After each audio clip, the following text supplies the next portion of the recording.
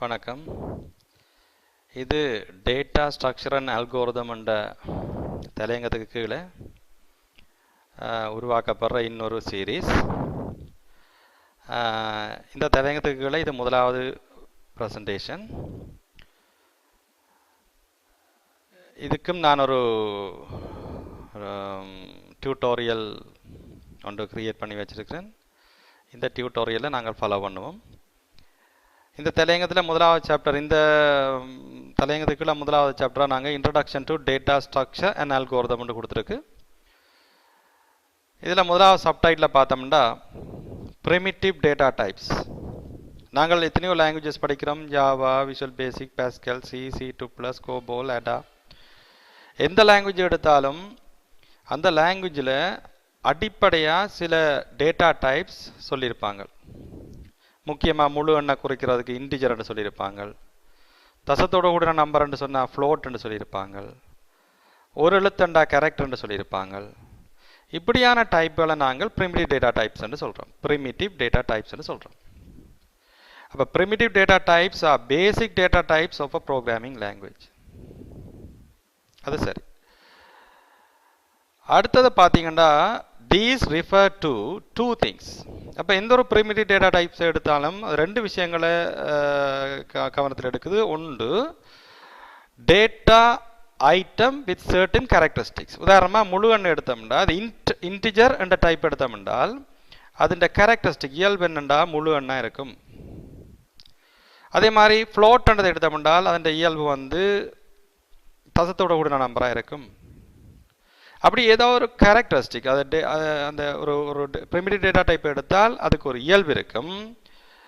அதோட permissible operations on the data, அதாவது அந்த டேட்டாவில் நீங்கள் செய்யக்கூடிய சில ஆப்பரேஷன் சொல்லப்பட்டிருக்கு. உதாரணத்துக்கு இன்டிஜர் என்று சொன்னால் நீங்கள் கூட்டலாம், கழிக்கலாம், பெருக்கலாம், பிரிக்கலாம். அப்போ இப்படியான சில ஆப்பரேஷன்ஸ் அதில் செய்யலாம். ஃப்ளோட் என்றாலும் அதை செய்யலாம். ஆனால் பூலியன் என்ற டேட்டா டைப் எடுத்தீங்க என்றால் அதுவும் ஒரு ப்ரிமிட்டிவ் டேட்டா டைப் தான். பூலியன் என்றால் ட்ரூ அல்லது ஃபால்ஸை வைக்கக்கூடிய ஒரு டேட்டா டைப். இந்த டேட்டா டைப்புக்கு கூட்டல், கழித்தல் என்ற ஆப்பரேஷன் எல்லாம் வேலை செய்யாது.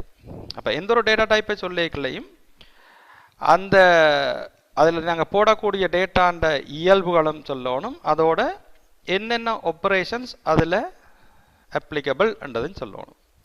இப்போ பூலியன் என்று எடுத்தால் அதில் அண்ட் வேலை செய்யும், ஓ வேலை செய்யும், நோட் வேலை செய்யும். அப்படி ஒரு லாங்குவேஜால் அறிமுகப்படுத்தப்படுற ஆக அடிப்படையான டேட்டா தரவு வகைகளை நாங்கள் ப்ரிமிட்டிவ் டேட்டா டைப்னு சொல்கிறோம். அடுத்தது abstract data type. Abstract data டைப்னு சொன்னது ப்ரிமிட்டிவ் டேட்டா டைப்னு இல்லாமல் ஒரு செட் ஆஃப் டேட்டாவை வச்சிருக்கக்கூடிய ஒரு டேட்டா டைப் இது. அப்போ இதுவுமே ஒரு ஸ்பெசிஃபிகேஷன் தான். இப்படி ஒன்று எப்படி அதை அமைக்கிறன்றதை பற்றி இதில் கதைப்படாது. ஆனால் உதாரணத்துக்கு எடுத்தீங்கன்னா ஸ்டாக் என்று சொல்லி ஒரு அப்ஸ்ட்ராக்ட் டேட்டா டைப் இருக்குது. இப்போ இந்த stack and abstract data type எடுத்தோம்னா அதுக்குள்ள நாங்கள் டேட்டாஸை கடைசியாக போட்ட டேட்டாவை தான் முதல் எடுக்கலாம். இதுதான் அதுக்குடைய அடிப்படை இயல்பு. அப்போ ஸ்டாக் அண்ட் டேட்டா டைப்பில் செய்யக்கூடிய ஆப்பரேஷன்ஸ் என்று சொல்லக்கூடிய ஆப்பரேஷன்ஸ், புஷ் என்று சொல்லி ஒரு ஆப்பரேஷன், அது அதுக்குள்ள டேட்டாவை போடுறதுக்கு, பொப்ன்னு சொல்லி ஒரு ஆப்பரேஷன் அதுலேருந்து டேட்டாவை எடுக்கிறதுக்கு. இப்போ ஸ்டாக்ன்றது ஒரு அப்ஸ்ட்ராக்ட் டேட்டா டைப். ஒரு அப்ஸ்ட்ராக்ட் டேட்டா டைப்ண்டா abstract data type is a specification of a mathematical set of data. அப்போ நிறைய டேட்டான ஒரு கலெக்ஷனாக இருக்கும். தொடை என்று சொல்கிறோம் நாங்கள் மேத்ஸில். அதோட அந்த செட் ஆஃப் டேட்டாவில் செய்யக்கூடிய ஆப்பரேஷன்ஸ். இங்கே ஸ்டாக்கை பொறுத்தவரை புஷ், பொப்ன்னு சொல்லி ரெண்டு ஆப்பரேஷன் அங்கே மெயின் ஆப்பரேஷன்ஸாக இருக்கும். இதே மாதிரி இன்னொரு அப்ஸ்ட்ராக்ட் டேட்டா டைப் இருக்குது, கியூ. இது ஃபர்ஸ்ட் இன் ஃபர்ஸ்ட் அவுட்னு சொன்னாங்க. முதல் நீங்கள் போட்டது தான் முதல் எடுக்கலாம். அப்போ அப்படியான இதில் பாவிக்கக்கூடிய ஆப்பரேஷன்ஸ்னு சொல்லி என்கியூ, புதுசாக ஒரு டேட்டாவை சேர்க்கறதுக்கு என்கியூ, இருக்கிற டேட்டாவை எடுக்கிறதுக்கு DQ, first in first out. இப்போ இதுதான் அதன் இயல்பு. அப்படி ஒரு குறிப்பிட்ட செட் ஆஃப் டேட்டாவையும் அதில் செய்யக்கூடிய ஆப்பரேஷன்ஸையும் வகை குறித்து நிற்கிற மாதிரி சில டேட்டா டைப்புகள் இருக்கும். அதுகள் தான் அப்ஸ்ட்ராக்ட் டேட்டா டைப். அப்போ ஒரு அப்ஸ்ட்ராக்ட் டேட்டா டைப்பில் நாங்கள் செய்யக்கூடிய ஆப்ரேஷன்களை பொதுவாக நாங்கள் இன்டர்ஃபேஸ்ன்னு சொல்கிறது. இப்போ ஸ்டக்கை பொறுத்தவரை புஷ் பாப் இது இன்டர்ஃபேஸ், கியூவை பொறுத்தவரை என்கியூ டிக்யூ இது இன்டர்ஃபேஸ். இப்படி ஒரு அப்ஸ்ட்ராக்ட் டேட்டா டைப்பில் செய்யக்கூடிய ஆப்ரேஷன்ஸை நாங்கள் இன்டர்ஃபேஸ்ன்னு சொல்லலாம்.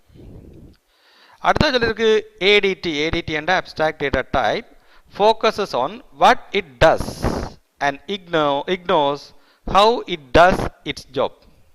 அப்ஸ்ட்ராக்ட் டேட்டா டைப் என்றால் அந்த டேட்டா டைப் என்ன செய்யும் என்று சொல்லப்படுது, ஒழிய அது எப்படி செய்யப்படும் என்று சொல்லப்படாது. உதாரணமாக இந்த ஸ்டாக்குக்குள்ள கடைசியாக போட்ட வேல்யூ முதல் எடுக்கலாம், வேல்யூ போடுறதுக்கு புஷ், வேல்யூ எடுக்கிறதுக்கு பாப், இவ்வளவு தான் சொல்லப்படும். இது எப்படி செய்யறன்ற விஷயம் சொல்லப்படாது. இது அப்ஸ்ட்ராக்ட் டேட்டா டைப். அப்போ பெரும்பாலும் பார்த்தீங்கன்னா இம்ப்ளிமெண்டேஷன் இருக்காது. இம்ப்ளிமெண்டேஷன் ஆஃப் எனி பர்டிகுலர், அதாவது எந்த ஒரு இம்ப்ளிமெண்டேஷன் இருக்காது independent of any particular implementation.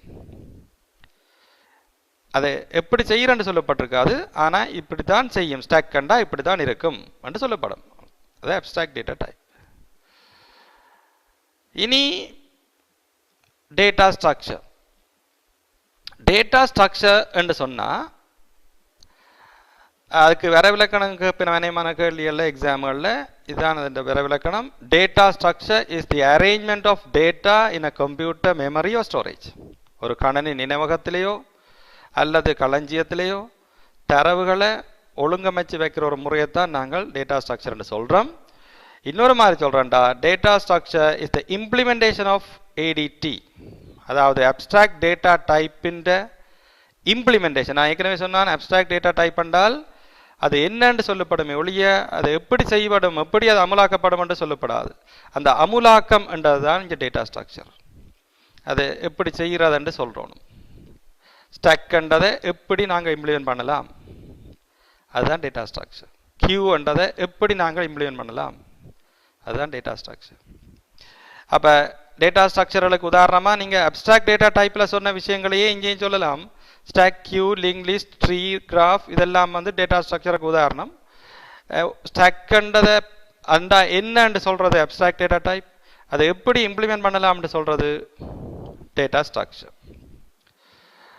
When working with certain data structure, we need to know how to insert new data, how to search for a specific item and how to delete a specific item.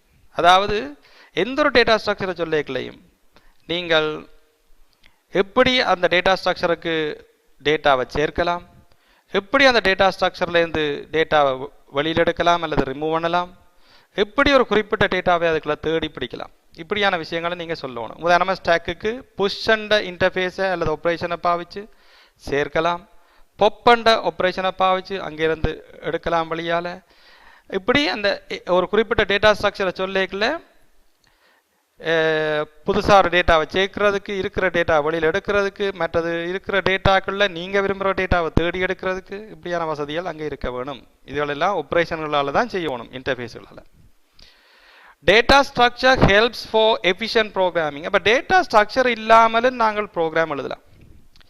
ஒரு குறிப்பிட்ட program எழுதிக்கல, உதாரணமாக calculator என்ற ஒரு பெரிய program இருக்குது. Calculator உங்களுக்கு தெரியும், சின்ன கையடக்கமான கால்குலேட்டர்கள் வருது, இவ்வளோ பெரிய வேலைகள் செய்யுது.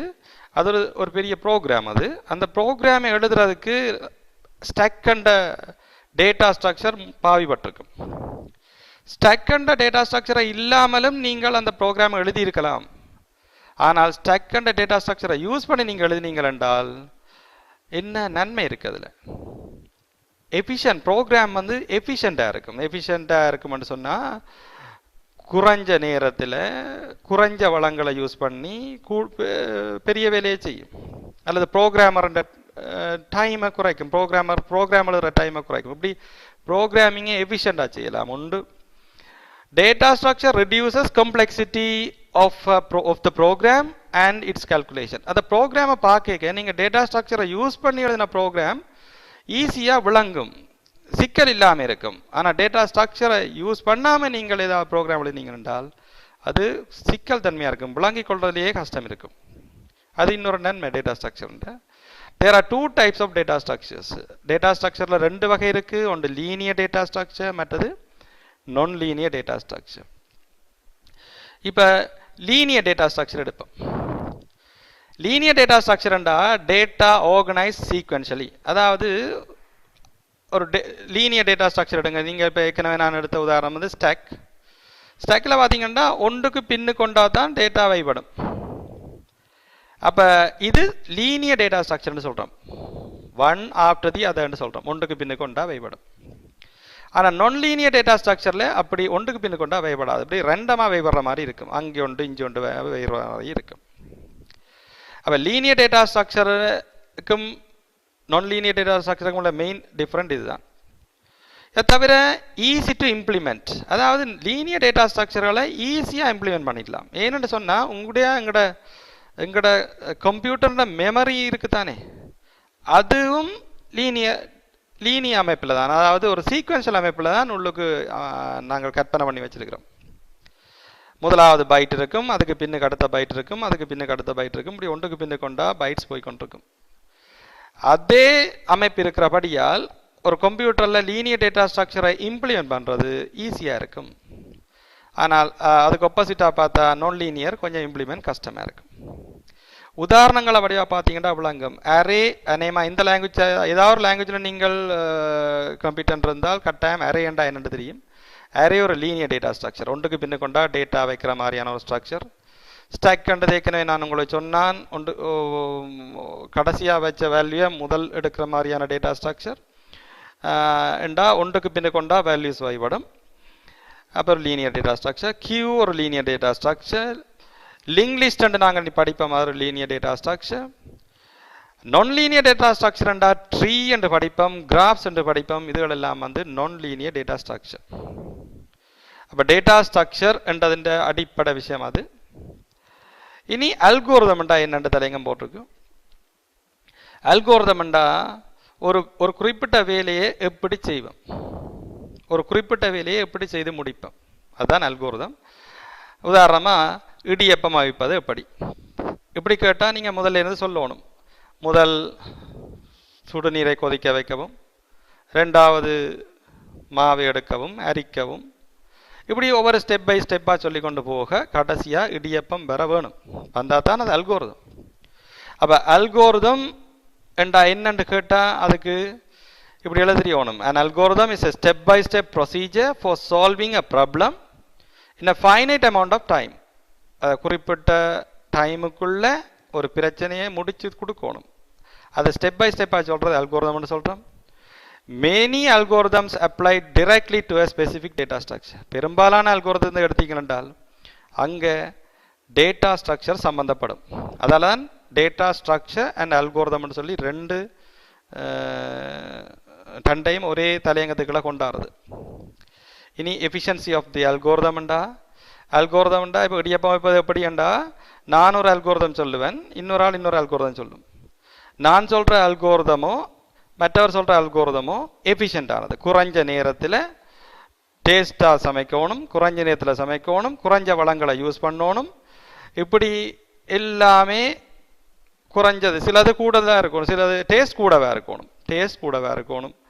பாவிக்கிற பானை சட்டி இதுகள் எல்லாம் ஏழுமானவரை குறைவாக இருக்கணும், விரைவாக இருக்கணும், ஸ்பீட் கூடவே இருக்கணும், அல்லது டைம் குறைவாக இருக்கணும்.